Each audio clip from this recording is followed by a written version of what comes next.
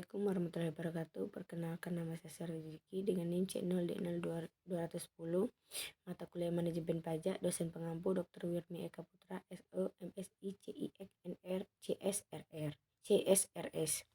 Di sini saya akan menjelaskan tentang konsep dasar pajak internasional. Sumber hukum pajak internasional. Otham Bohler membagi hukum pajak internasional dalam arti sempit dan hukum pajak internasional dalam arti luas. Hukum pajak internasional dalam arti sempit adalah kaedah-kaedah norma hukum perselisihan yang didasarkan pada hukum antar bangsa atau hukum internasional.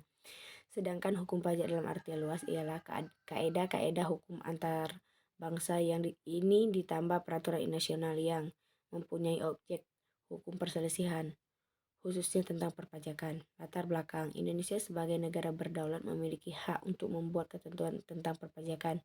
Fungsi dari pajak yang ditarik oleh pemerintahan ini utamanya adalah untuk membiayai kegiatan pemerintah dalam rangka menyediakan barang dan jasa publik yang diperlukan oleh suatu rakyat Indonesia.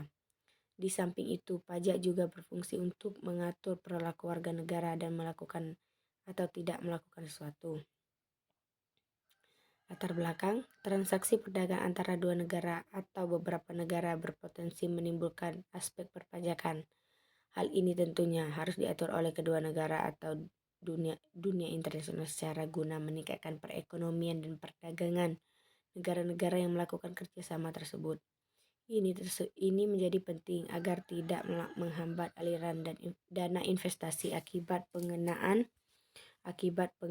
pajak yang memberikan wajib pajak yang berkedudukan di kedua negara melakukan transaksi tersebut. Konsep dasar perpajakan internasional.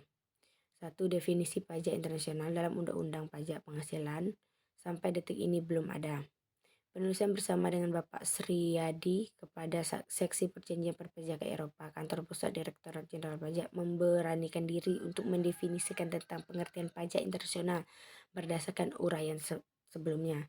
Pajak internasional adalah kesepakatan perpajakan berlaku di antara negara yang mempunyai persetujuan penghindaran pajak berganda atau P3B dan pelaksanaan dilakukan dengan niat baik sesuai dengan Konvensi Wina, Pacta Sunt Servanda.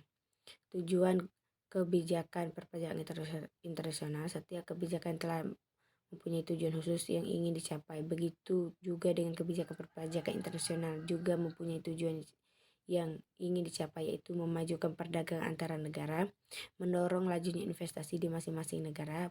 Pemerintah berusaha untuk meminimalkan pajak yang menghambat perdagangan dan investasi tersebut. Salah penghindaraan pajak berganda internasional. Prinsip yang harus dipahami: perpajakan internasional adalah capital export neutrality atau netralitas pasar domestik. Selanjutnya, capital import neutrality atau netralitas pasar internasional, dan yang terakhir national neutrality. Pemajakan lintas negara. Pemajakan berganda terjadi karena bentuk antar klaim pemajakan. Hal ini karena adanya prinsip pemajakan global untuk wajib pajak dalam negeri global principle, di mana penghasilan dari luar negeri dalam negeri dikenakan pajak oleh negara residen atau negara domisili wajib pajak. Itulah yang dapat saya sampaikan. Lebih dan kurang saya mohon maaf. Saya akhiri. Wabillahi taufiq wal hidayah. Wassalamualaikum warahmatullahi wabarakatuh.